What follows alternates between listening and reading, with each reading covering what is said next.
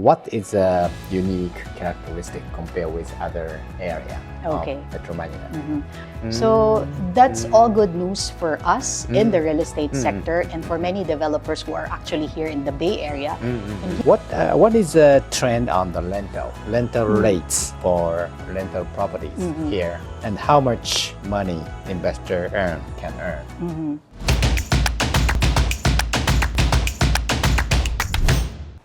はい、皆さんこんにちは。フィリピンアセットコンサルティングの家村です。今日はですね、こちらアドミラルホテルのですね、こちらスイートルームにねお邪魔しておりまして、先日も前にもね一度ベス社長とのねインタビューでねYouTube の方でもご紹介させていただいたんですけども、今日はちょっとねこの、アンカーランドのねプロジェクトとともにですね、このベイエリアがねどういうところなのか、そういったマーケットの状況とかね、そういうことも含めてね、いろんな今日はベス社長だけじゃなくていろんな方にねご参加いただいて、ちょっと深掘りしていきたいと思います。で最初ですね、一番最初ですね、シーラさんですね。シーラさんはですねもう不動産のですね専門家で、もともとジョーンズ・ラング・ラサールとかにねいらっしゃってね、非常にこうマーケットのね状況に詳しいので、今日ちょっとマクロ的な観点でねいろいろ伺っていきたいと思います。シーラさん、Thank you for joining our video. It's a pleasure to be here. Please introduce yourself first, briefly. Okay, I'm a real estate broker. That's my profession. But currently, I run my own real estate brokerage firm, focusing on the commercial real estate market here in the Philippines. Metro Manila primarily, because as mentioned earlier, bulk of the economic activities in the country, they're still concentrated in Metro Manila. And then of course the other parts of the Philippines, which is Davao, Cebu, Pampanga, the other active areas where the outsourcing industry currently located and growing. So that's what I do every day. We focus on that and helping some developers and end users, clients in their real estate requirements. Thank you. So you know the deep knowledge about the market in Philippine real estate, especially Metro Manila. And today I want to hear about the market in the Bay Area. Okay, first question. Can you tell us about the Bay City, Manila? What is a unique characteristic compared with other area of Metro Manila? Well, first and foremost, the Bay City, which is how everybody calls it now, it comprises of Parañaque and Pasay area combined. It's very near the biggest provincial area in the country that's also very active, which is the Cavite, the southern part of town, and very near Manila. So it has become very vibrant because of the growth in the entertainment, part of the city, the casinos, and all the outsourcing players who are now located in the Bay City. So it's very unique in that sense because it has that mixed use play or element that you will find just like in the first world country. So we have that now in the Philippines, and that's all here in the Bay City. Oh, okay. Thank you. So what are the factors that are driving investment in the Bay City, Manila? Well, primarily because Philippines in general, when you look at the backdrop of the Philippine economy, it's growing. Despite what's happening all over the world, the Philippines is the number one call center in the world. The outsourcing industry here is also booming. Aside from the growing OFW market, we have a very big population. Middle class also is growing. The purchasing power of Filipinos right now, they're also increasing. Those factors are, of course, contributing to the growth of investment here in the Bay Area. Aside from what I've mentioned, which is kind of unique in this area because of the many casinos, entertainment areas located here, theaters, and so many big developments happening in the area. Also, all the big players are already here. Their land in the Philippines is finite. That's why land values also, they're increasing. And in the Bay Area, which is as many know, it was also part of the reclaimed area here in the Philippines. So And that, of course, right now, because of this new development here, a lot of investors are interested to participate in this growing area where transportation infrastructure also is improving, which I can also mention. The recent, the connection from here to Cavite area and LRT, MRT, all that infrastructure projects that are happening in the area, those are the ones contributing to attract a lot of investors to also come here in the Bay City. I see. Yeah. So Bay City is kind of a center of Metro Manila. Well, it Same is. as It is. Makati, BGC. It can be, one of the, well, they all have unique things, happening in Makati, in BGC, and in the Bay Area. So each one has its own charm, and this area has its unique charm as well. I see. Yes. I think at the time of pandemic, some of the outsourcing entity withdraw from here, but now the business is investment coming back to Bay Area. When you say withdraw, withdraw mean some of the BPO player go out, stop operation in Bay Area. They probably stop because of because of the limited movement in general, but they didn't really stop. In fact, when you look at the data from the IBPAP, which is the group of outsourcing BPOs, call centers here in the country, the number has even moved up during the height of the pandemic and up to today. In terms of office demand, it didn't increase that much because people now learned how to manage hybrid work models, work from home. But in terms of number of headcount, the outsourcing industry is growing. It has forecasted growth in the in the next 5 years. The goal is to double the current revenue of the country. So that's all good news for us in the real estate sector and for many developers who are actually here in the Bay Area and here, growing all over the Philippines. Okay, thank you. What you told about the BPO and the commercial sector's investment coming here. What is the tourism sector's presence in the Bay Area?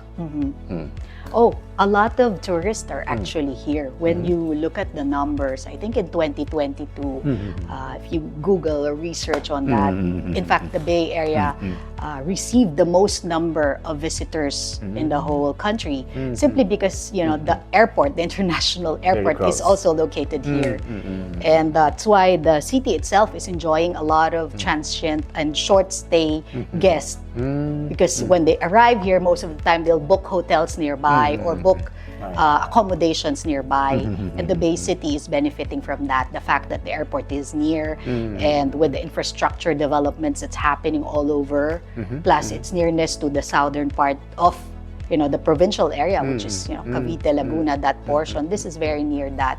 So in terms of labor market as well, it is quite central. It is capturing the people coming from the south and the center part of Manila itself. So, I see. Okay. What are the southern part you mentioned, Cavite, and what are this area? This is just a suburb residential, or there are some industry over there? It's called the NCR Plus. So as mentioned, bulk of the economic activities of here in the Philippines, they're concentrated in Metro Manila. We call that National Capital Region. And then NCR Plus would be the near provinces. Well, right now they're like cities because developments are pushing outwards because the country itself is, Metro Manila is very small and so many activities are happening here. Land values also is moving up. Many developers are looking elsewhere to develop land because it's still affordable there. and Filipinos can still afford to buy properties outside Metro Manila. And that's why we have seen growth in the southern part of Metro and also in the northern part. It's all within driving distance and with the infrastructure project, and currently the administration is also focusing on that, build better more, and you see that all over the Philippines now. I see. Airport development, infrastructure in terms of extending LRT, MRT, commuting time is easier and shorter now, and hopefully we'll be like the first world country when all these infrastructure projects are already in place and already operational. I see. Thank you. So I want to hear more about the concrete infrastructure, especially I want to hear about the infrastructure of the railway project. I heard the new railway come here and set up a new station in the Bay Area. True. And that's exciting because it will connect this town, I mean the Bay City, to southern part of Cavite area. The new airport will have an impact in the developments that's happening. Railway go to airport as well? Yes, Cavite area directly, and then going to the north also, we've seen that it's easier now. So with all that, all the more the value of the land or property in this area will increase in value. This kind of infrastructure set up in what the time frame? Well, there are some right now that's operational, but some in the next 1 or 2 years. Next 1 or yes, near yes, future. yes. And you can see that already. If you go around the area, you'll see the construction happening. Okay, thank you. So next, from now I want to hear about the question from the investor point of view. So our audience mostly property investor, stock investor, business person like that. So they are really interested in concretely how to invest here in Philippines. In the Philippines. Yeah. So what is a good strategy for property investors looking to invest in Bay City, Manila? Okay. Well, number one, if they're already investing in the property sector, I would assume that they are savvy investor, or at least they know what they're entering into. So when you do invest, you have to do your own due diligence and research. So my advice is always to partner with a known, reputable developer if they want to acquire condominiums or property, and do their research, do their own research. You have to do that because this is a big ticket item. When you buy something, this is long-term. Real estate is a long-term play. So you have to love the property that you will buy, whether you'll use it or not. It has to be something that you can enjoy in the long term. That's one. And given the timing also, the market right now is still in the recovery phase. We came from the pandemic and now everything is somehow recovering. Prices of property is still not high. It's when you look at the Bangko Sentral, not high compared to the pre-pandemic levels. Yeah. Okay. So maybe the under low we can have a chance to buy. Of course, timing price is important in real estate. You know that, Harry-san. So when you look at properties right now, though prices of values, land values is increasing, there are a lot of good deals out there, and developers are still willing to give attractive terms for you to invest, for you to buy their property, their project. And this is the best time to actually take advantage of that. If you have cash, if you have money sitting in the bank, it's better to put that in the property. In property right now, because yield is higher compared to just placing it in the bank. So that's one. And well, if you need help, then you can always talk to a reputable brokers like us who can guide you help too. The investor of course, Japanese. that's what we do. That's what we I do. see. We guide developers, we guide individuals in their property acquisition or in disposal of their property, or if they want to rent and all, anything that has to do with land or property. Yeah. It's sometimes it's not easy to conduct the due diligence by themselves. Yes. So I think most important thing to find a good professional person to advise. A partner who will guide you and who will Mm-hmm. be interested to make you succeed as well, right? Yeah. Okay, thank you. I want to hear more about the real number. What is the trend on the rental rates for rental properties here, and how much money investor can earn per night, per month. Okay. Like that, or, So on average, if you're just leasing the space or renting out the space, a good rule of thumb right now is between 800 to 1,000 pesos per square meter. So in this Bay Area, in the metro area In the and metro in the area. Bay Area as well, depending on how efficient you are. So condo hotel is another investment opportunity that many are now enjoying and doing because you'll make more than that amount, the 800 to 1,000 peso per square that I mentioned. So if you're, if you have a place and you're operating it like a condo hotel, then average, you count it per night, right? And average would be between a low of 3,500 pesos per night to a high of 5,000 pesos per night, depending on the size, depending on the handover condition, and the demand of your unit, right? And you'll make more when you do that. The yield will be higher. It can go as high as 10%. But of course, you have to factor in the cost, the overhead in managing and fixing your asset, your property, your unit. So you deduct all that expenses, probably you'll yield around 6-7%, which is still higher compared to just putting your money in the bank. Oh, okay, yeah, sure. So that's way better than just leaving your money in the bank. So generally speaking, if the investor invests here for the condo hotel, its yield is higher than the regular rent, yes, regular the rent. standard rent, which Because will just here there is a big demand from the tourist.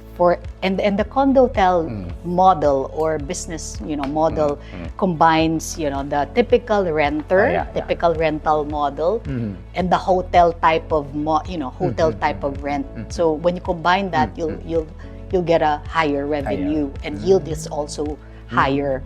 But you need to have someone who will manage that for you, right? Yeah. Instead of doing all the work, if you have someone professional who can do that, then better for the investor. But in other words, it is a kind of a stress-free investment. Stress-free. Someone professional. Someone handles the headache everything. for you, right? Investor just checks the bank account or something. Right? The return, right? Return. What's the return? When will I get my investment back? And those are the very important items for investors. Yeah. So stress-free, high yield. Higher Very yield. good. Very good. Make your money work for you, right? Okay, thank you. Okay, what do you think how do condo hotels complement the ecosystem of the Bay City, Manila? As mentioned, it combines the model of a typical rental market and the hotel kind of model. So that if you're an owner of a unit in the Bay Area, you'll have the benefit of, you'll have the beauty of both models in operating or making the most out of your investment. So this area, as shared, it also attracts a lot of short-term, short-stay guests, tourists, coming here, short stay meaning just to go around and see the beauty of the area, probably play in the casinos and then enjoy this part of town, go to Manila. So there is that market here, and there is also the long-staying guest market, or probably expats working in the BPOs or call centers also in the Bay City, headquartered here. So you can attract those two target market if you have a condo hotel kind of development. The condo hotel have a variety of customer base. Yes. So those two, Long-term, you can attract the short term and you can attract the longer staying guest as well. So in terms of reach, you have more. In terms of generating revenue also, you have two means to get that. So in terms of yield, then definitely it should be higher. Because you have those two sources. I see.